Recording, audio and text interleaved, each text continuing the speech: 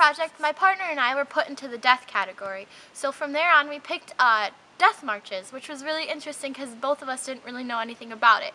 And so instead of talking about researching death marches in like a general sense, we wanted to narrow it down to a certain date. So we hopped online and we found this date, January 18th, 1945, which we later found out that was the same death march that Elie Wiesel was in, which is really crazy. So we had some really good questions that we wanted answered, like how many people were actually on the march, how many people survived and how many people did die, how they died, like the conditions of the weather, and where they were from point A to point B. And so we figured out that there was 60,000 that started, 15,000 did end up passing away from various conditions because it was so cold, they were hungry, they were shot if they slowed down, no hesitations at all from the Nazis, they were trampled, and some even in the camps got sick with dietary and the flu and all this stuff, so they just ended up giving up and they just fell over and they died, which is sad and messed up.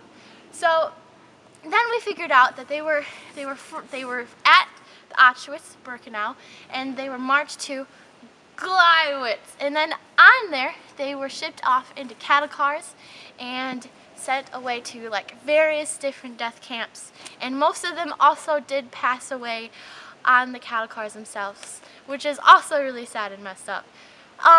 We figured out that when the German forces heard about the approaching Russian army, they moved the 60,000 prisoners at the Auschwitz death camp to Gleiwitz, where they were loaded onto cattle cars and shipped to various death camps around the region.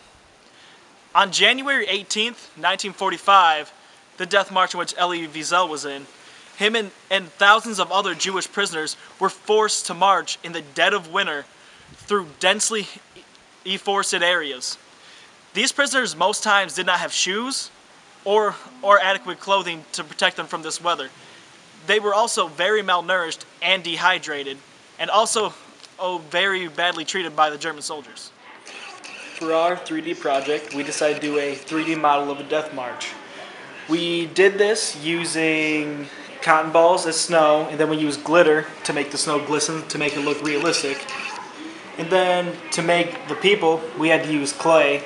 So we had to sculpt all the different body parts, the heads, the body, the arms, and the legs, which was really hard to do, especially once they got hard, because the arms and legs were so fragile that they would just break apart, and we'd have to keep on re-sculpting them.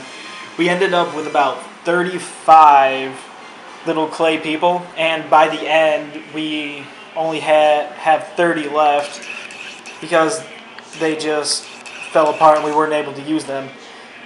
One of the hardest parts was making the guns for the Nazi soldiers, because they're so thin that they just fall apart whenever you try to pick them up or do anything with them.